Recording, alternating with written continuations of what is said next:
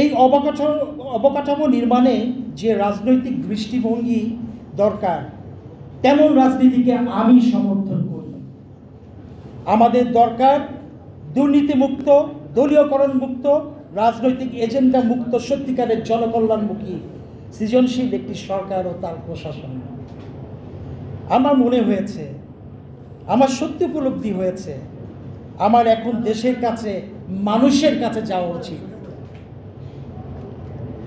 আমার বাবাকে আপনারা জানেন, জহির রায়হান প্রবলভাবে রাজনৈতিক সচেতন মানুষ ছিলেন, কিন্তু কোনো রাজনৈতিক দলের সক্রিয় সদস্য ছিলেন না। মহান মুক্তিযুদ্ধ চলাকালীন মিডিয়ায় দেওয়া তার সেই বিখ্যাত উক্তির কথা হয়তোবা আপনাদের মনে আছে, I don't belong to any political party। তার রাজনৈতিক মতাদর্শ প্রতিফলিত হয়েছে তার লেখায়, তার চলচ্চিত্রে, জীবনে।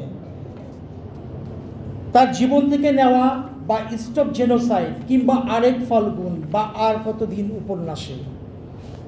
আমি আসলে লিখি না, আমি ফিল্ম মেকারও নই, কিন্তু একটি মানবতা সমাজ প্রতিষ্ঠার যে স্বপ্ন বাবার ছিল, আমি তা ধারণ করি।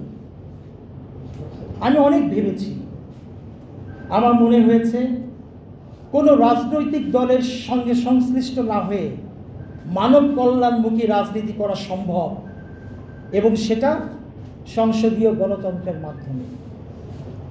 হ্যাঁ, আমাদের এই বাংলাদেশেই একসময় গত শতাব্দীর 20-30 থেকে 60-এর দশকেও প্রতিভাবান, খাঁটি, দেশপ্রেমিক বহু রাজনীতিবিদ কাজ করে গেছেন।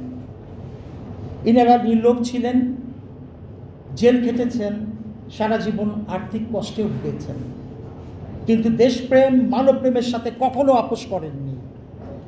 তারা অতীত হয়েছেন, আমাদের জন্য রেখে গেছেন সমৃদ্ধ ইতিহাস। কিন্তু আমরা পরবর্তী প্রজন্ম কি সেই ইতিহাস থেকে শিখেছি? গত দশেক পর দশক ধরে আমাদের দেশের রাজনীতি হয়ে উঠেছে দলীয় রাজনীতি, ক্ষমতা কেন্দ্রিক রাজনীতি, দল আগে দেশ পরে, এই রাজনীতি। পার্টি আগে দেশের মানুষ পরে, এই রাজনীতি।